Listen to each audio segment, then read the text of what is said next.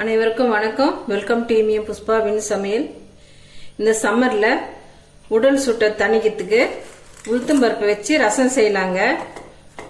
உளுந்து ரசம் வச்சா சட்டுன்னு குளிர்ச்சாவும். இது எப்படி சேர்த்துன்னு பார்க்கலாம் வாங்க. உளுத்தம்பருப்பு 2 ஸ்பூன் எடுத்திருக்கேன்.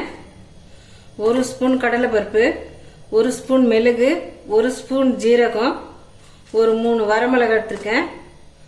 1/4 ஸ்பூன் வெந்தயம் எடுத்து வச்சிருக்கேன். தேங்காய் பத்தவை 2 எடுத்துருக்கேன். 2 தக்காளி,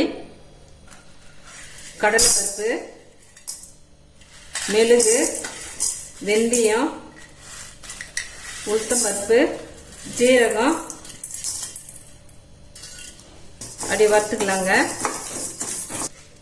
காம்பு எடுத்துட்டு 3 வரமிளகாய் போட்டுக்கிறேன். பருப்புலாம் நல்லா வறுபட்டுடுது. இப்போ இறக்கி ஆற வச்சுக்கலாங்க. நல்லா ஆறிடுதுங்க. மிக்ஸி ஜாரில் போட்டு தக்காளியில் 1 தக்காளி கட் பண்ணி இந்த பருப்பில் சேர்த்துக்கிறேன். தேங்காய் இதுமாரி சின்ன சின்னதாக கட் பண்ணி இதையும் சேர்த்துக்கிறேன். கொஞ்சமாக தண்ணி ஊற்றி அரைச்சின்னு வந்துடலாம். ஒரு நெல்லிக்காய் அளவு புளி எடுத்து தண்ணியில் போட்டு வச்சுருக்கேங்க. இது நல்லா கரைச்சிக்கலாம். இதுமாதிரி ஒரு சின்ன குக்கர் வச்சுக்கலாங்க. இப்போ நம்ம அரைச்சின்னு வந்த விழுத இந்த குக்கரில் சேர்த்துக்கிறேன். இந்த புளி கரைச்சலையும் இந்த விழுதில் சேர்த்துக்கிறேங்க. இந்த ரசத்துக்கு தேவையான அளவு சால்ட் சேர்த்துக்கிறேன். ஒரு 1/4 ஸ்பூன் மஞ்சள் பொடி போட்டுக்கிறேன். குக்கர் மூடி போட்டு ஒரு விசில் வந்தோடனே ஆஃப் பண்ணிடலாம்.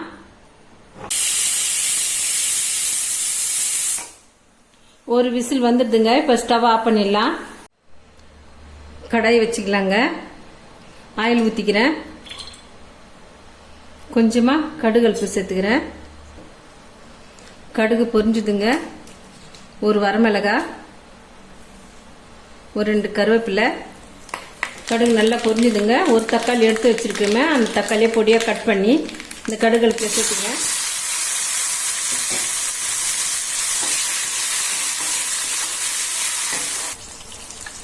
இப்போ தாளிச்சத இந்த ரசத்தில் போட்டுக்கிறேன். கொஞ்சமாக பெருங்காயத்தூள் போட்டுக்கிறேங்க.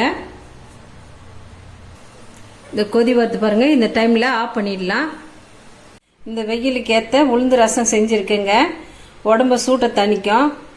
அடிக்கடி இந்த ரசத்தை வெயில் நாளில் இது மாதிரி செஞ்சு சாப்பிட்டா உடம்புக்கு ரொம்ப குளிர்ச்சியாக இருக்குங்க. இந்த வீடியோ உங்களுக்கு பிடிச்சிருந்தா நம்ம சேனலை சப்போர்ட் பண்ணி லைக் பண்ணுங்க, ஷேர் பண்ணுங்க, கமெண்ட் பண்ணுங்க, சப்ஸ்கிரைப் பண்ணுங்க. மறக்காம பார்த்துருக்க பெல் பண்ணி கிளிக் பண்ணிடுங்க. தேங்க்யூ.